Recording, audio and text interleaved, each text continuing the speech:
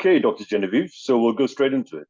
Okay. And our first question here is, first of all, tell us, tell who Dr. Genevieve is. Just tell us a little bit about yourself, please. Okay. So Dr. Genevieve is a young African woman. I describe myself as an authentic African woman because I'm proud to be an African. And I'm born to a family from the Akan traditional, I'll say, part of Ghana. So I'm an Akan. My dad is a traditional ruler, so a chief. So Genevieve comes from a royal home. Both parents are royals. My mom is a queen mother who did not accept to be a queen mother, but my dad is a chief. He's been a chief for the past 26 years. Genevieve is second to 5 children. We have 3 boys and 2 girls. I'm the first of the girls. And I'll say I took up leadership responsibilities quite early. My mom used to travel a lot whilst we were young. So I always say that our last born, who is now a big boy, like 32 years, I took care of him virtually when he was a baby. I was about 12 years when I started being, I'll say, a mother to him and a mother to my younger siblings and even my elder brother. And I'll say a mother to my father as well, because I was taking care of my father. So Genevieve took up the role of a leader at an early stage because my mother had to travel for greener pastures to come help the home. Genevieve is a Christian. Genevieve believes that nothing is impossible. I mean, once you put your mind to it. And Genevieve is a strong advocate for leadership, especially youth and women leadership, development of people's mindsets, or recalibration of the young African youth mindset when it comes to leadership and service delivery. Genevieve has been a banker for the past, I'll say, a decade and a half. And then also I write, and I'm very passionate about financial empowerment. I reiterate that a lot. Financial, not just empowerment of women, but financial empowerment.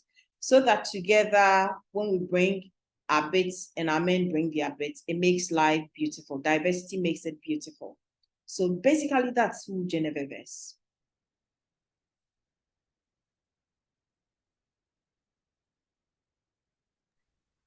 I can't hear you.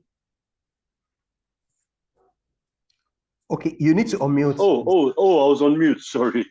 Okay, are you still a banker? Full-time, no. I still do stuff as a banker. I mean, I consult in the realms of financial stuff. I help people build their wealth. I train bankers, but I'm not a full-time banker like I used to be a couple of years ago. Okay, you work for Fidelity Bank. Is that the Nigerian Fidelity Bank?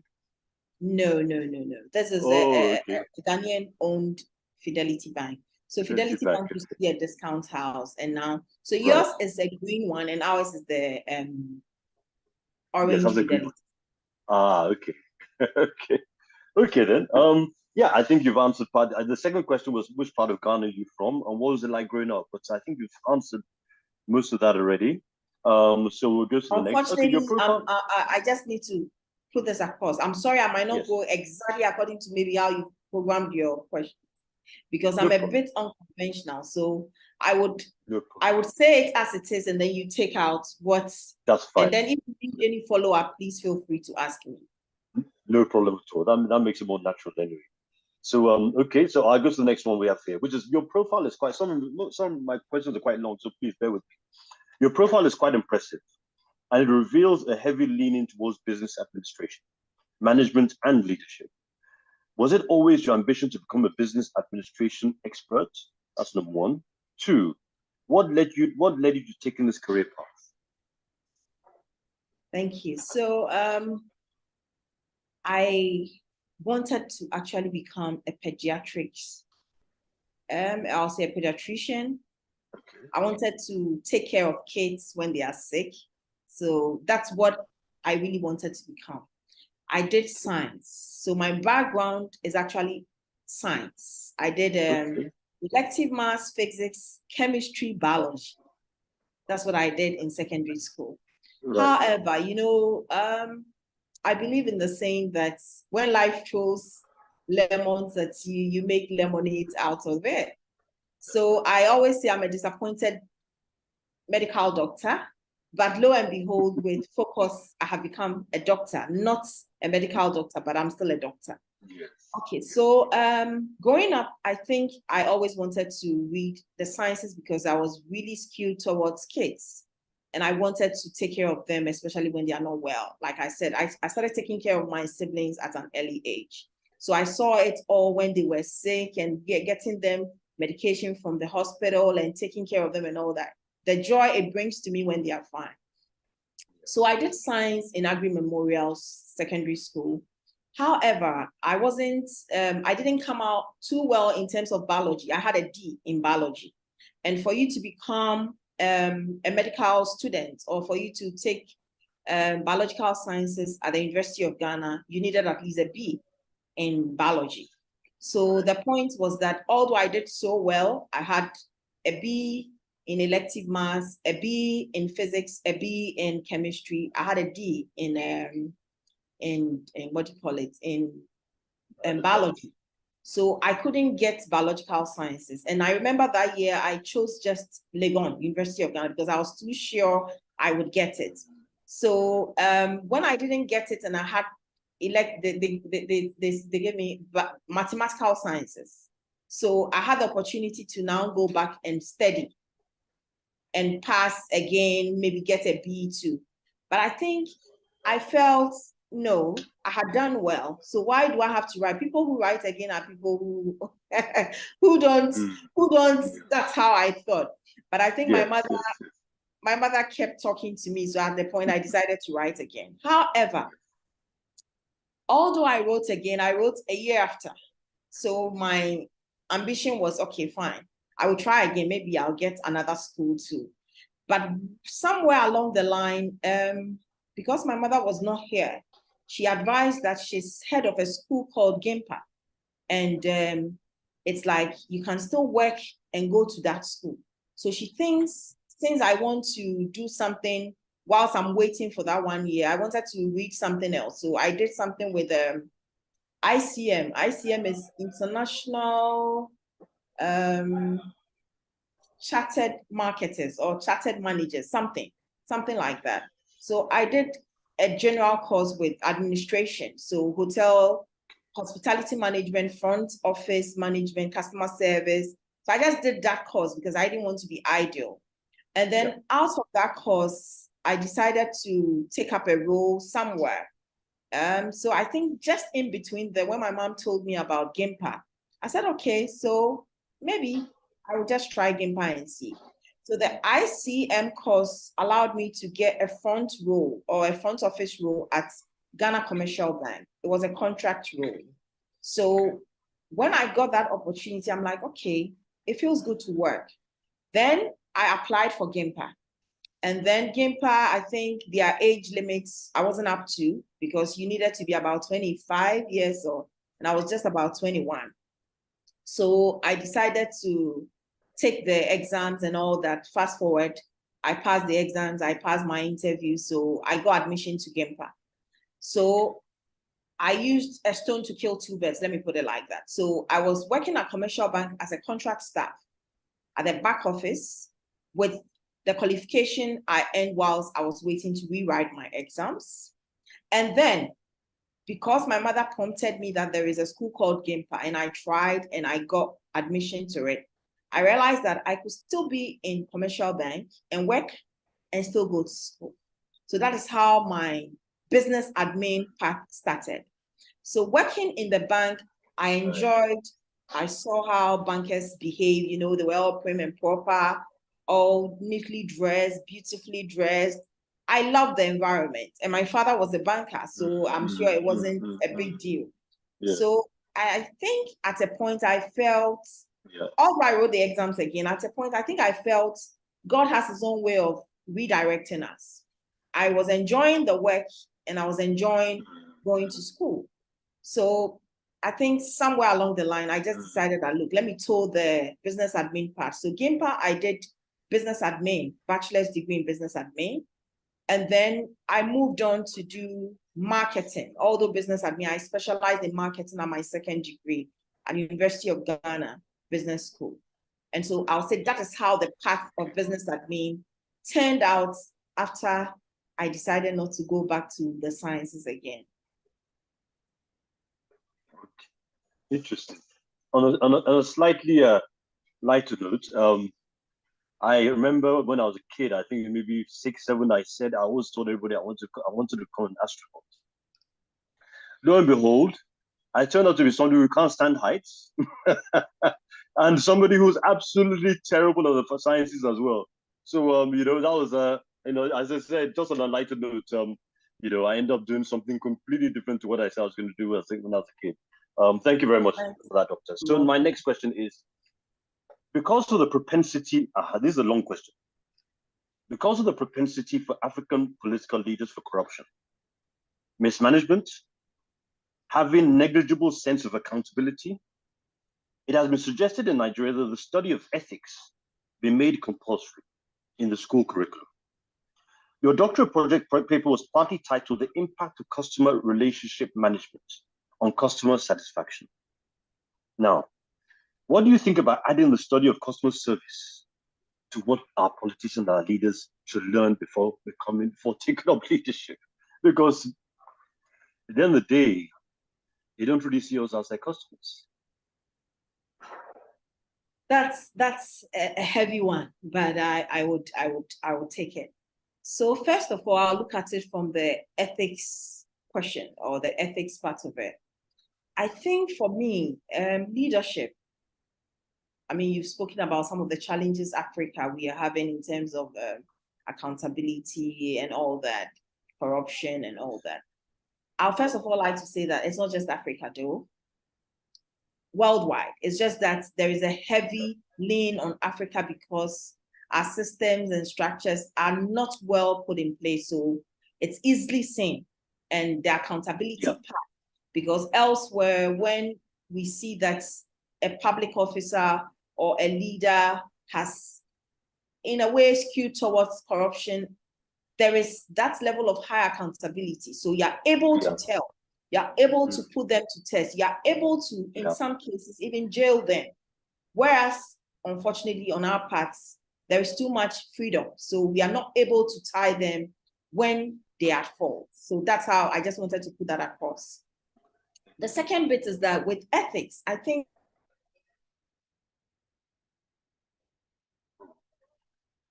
what's up? Hello, Doctor, are you still there? Adi? Yeah, I'm here. Like she's her network is frozen. From her side. Yes, it's from her side. I think she has she's got an outage. Oh, okay. Because then it went very dark. Yeah. It's possible. So this will let me know whether Ghana to if they experience power outage. Okay, exactly.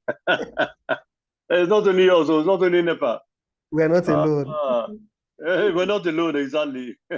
Just like she's saying about corruption now. I mean, we're not alone in Africa. Yes, it's true. Only that our own is just, we do it with a lot of impunity. So much impunity. Because she probably touched the fact that, she's back. Okay. Yeah. Is she back? I'm only seeing 2 of us still.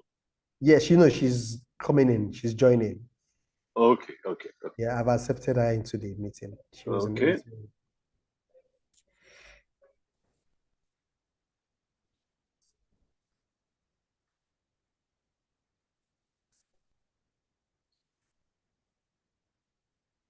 So I try to mute as much as possible because you never can tell which part of the interview will be good enough to actually go video, audio. Yeah. We may just be able to find that. Okay.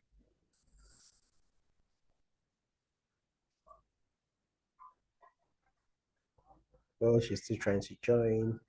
It's taken longer than I know she was struggling with it the first time around. Yeah.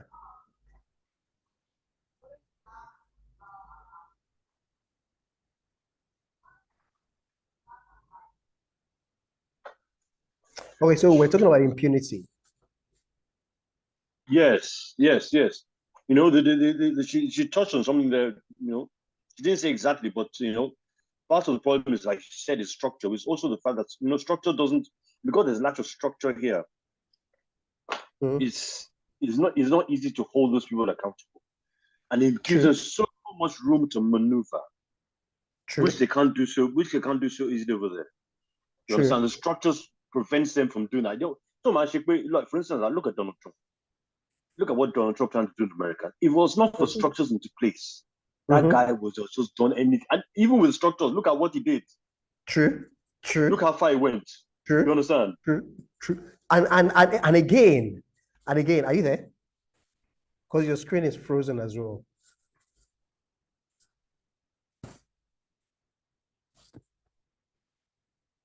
Hello?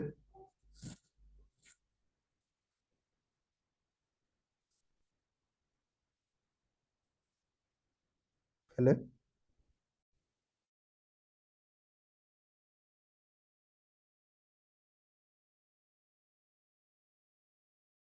Structures at the end of the day, they was able to prevent it from going as far as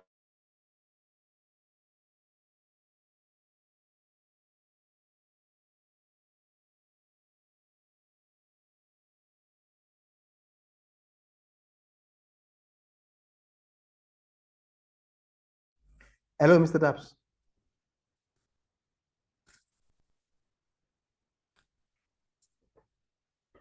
Hello?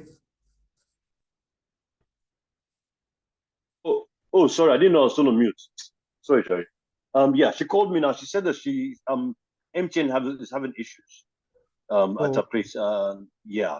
So she's trying to join with something else now. Okay, she's back. Yeah, she's coming on.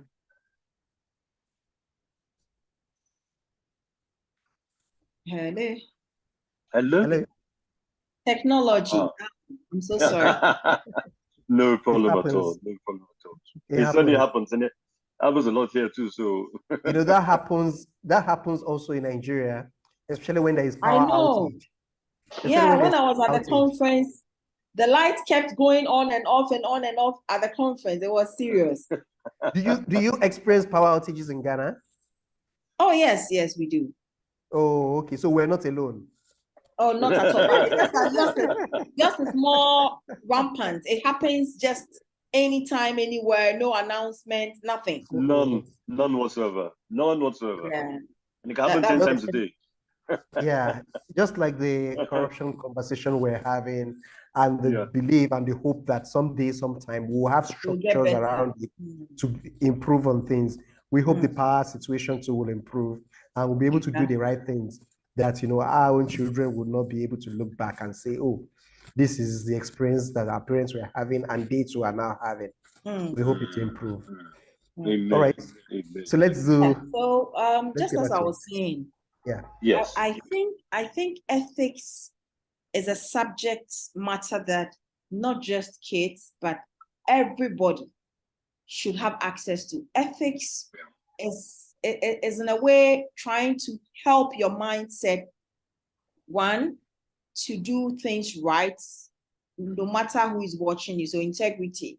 So you know that you have to do it this way, not because Genevieve is watching you, not because somebody is overseeing what you're doing, but because it's ingrained in you. You need to get it done. It's embedded, so you get it done. So I think that is why I would say that ethics as a subject should be taught right from day one, from schools. In banking, we have banking ethics. So you know there is something called confidentiality. You're not supposed to tell Bola what your wife's accounts look like. Once you don't sign on it, I don't have any business, no matter what, even if you're my father, I don't have to disclose it. So that is ethics. So I think that part, when we start teaching our kids ethics, right from day one, they grow up with it and they understand that, oh, okay, so there are values that's aside my cultural values, aside my personal values, I need to know that if I live in a society and I'm thinking about myself and my family, I should also think about others, because the ripple effect, when others are not okay, what the ripple effect is going to be on me, my family, and loved ones around me is going to be exponential. So that is the mindset. And I think that is one role that ethics play. Another thing I would like to say with regards to the second part of the question is customer centricity is also something that applies to everyone. And for leaders, for government officials, for public servants, for private organizations, for business leaders, whoever you are, I think customer centricity is something that you should know, understand, and work with. So I'll say my subject topic, like you said, it was partly customer centricity. In a way, goes together with customer satisfaction. Because if I'm not happy with you, if you are not focusing on me, there is no way you can satisfy me. So as a public servant, as a politician, remember that the people you are serving, because you can't lead if you're not a servant. You need to be able to serve before you lead. So as a leader, for you to lead and lead effectively and efficiently, I think you need to be customer-centric. You need to understand the people you are working for or the people you are serving.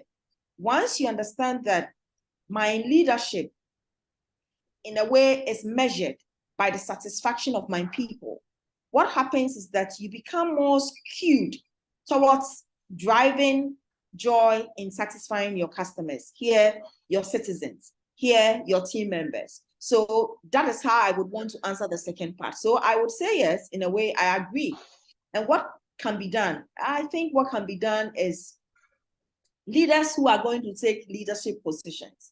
I have always held this position that right from day one, we are not grooming leaders. And that is why, unfortunately, we don't have the stock or the pool of people that have been brought up, have been groomed, have been nurtured in a way that when they take up leadership roles in Africa, we will all be happy, because the self-centeredness, the take it alone, acquire it alone, enjoy it alone syndrome is so much embedded in us. And unfortunately, that is what our kids are seeing. That is what our youth are seeing.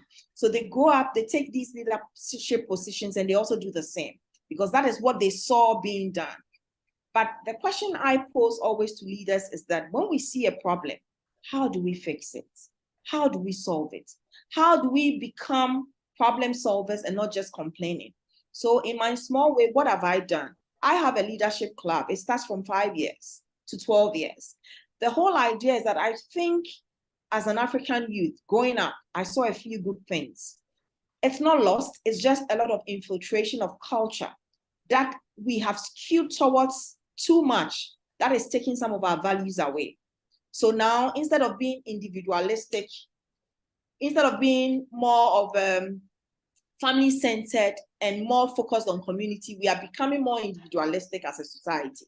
And that is not the African culture. That is not part of our values. So in my own small way, I think I am teaching these young people how to work in teams, how to work together, how to use collaboration instead of competition to work together. I'm also trying to embed in them the God-centeredness. Whatever, I am a Christian, so I'll say God.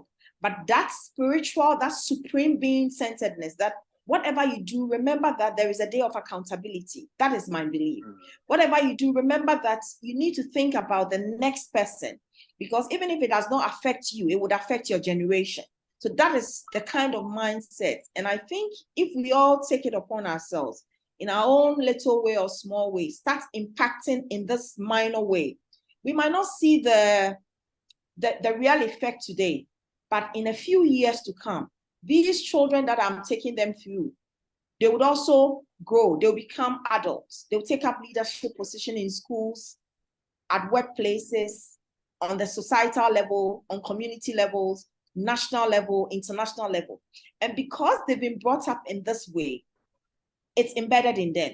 It's part of them. So then ethics comes in, values comes in, and then they would understand that I am actually working for the good of everyone, not for myself and for my family alone. So that is how I want us to look at some of these things, so that we don't take them in isolation. or we don't take them as standalone. Fantastic. Fantastic. I like that. I like how you work the two together. Thank you so much. Okay, the next question we have here is a 2022 UNESCO report put the number of out-of-school children in Nigeria at approximately 20 million. That's a staggering 20% of our population, the highest globally as well.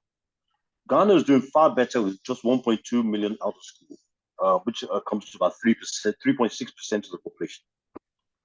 What do you think can be done to reduce these numbers still, whether in Ghana or African country? But you can speak about Ghana since that's where you reside.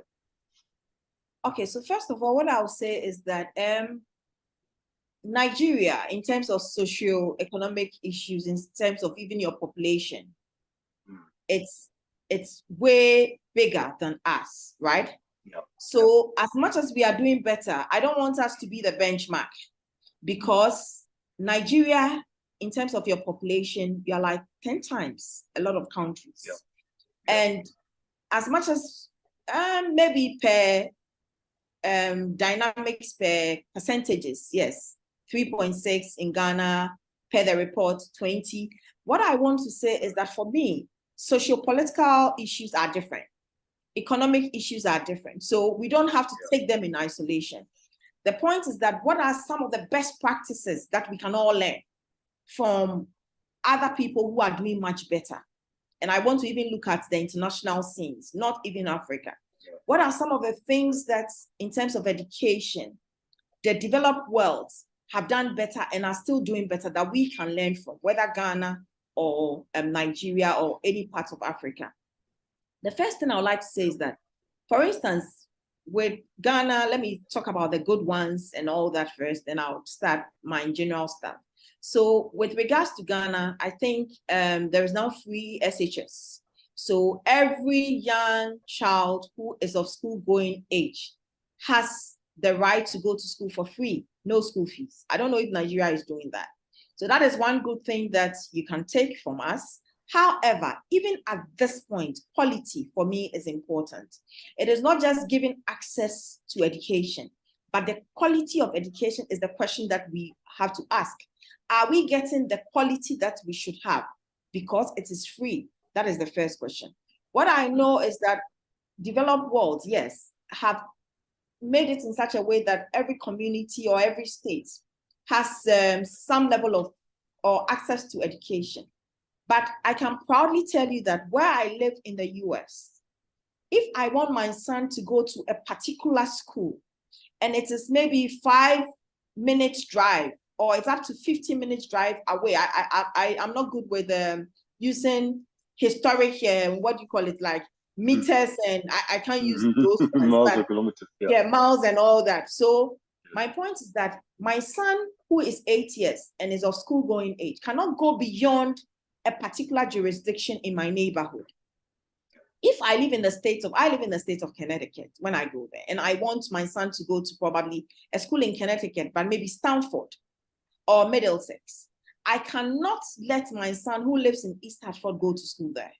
Do you know why? Because the tax that those people in that maybe Glastonbury pays is more and more, like 3-4 times than what I pay in my neighborhood. So they are paying high tax to make their system better.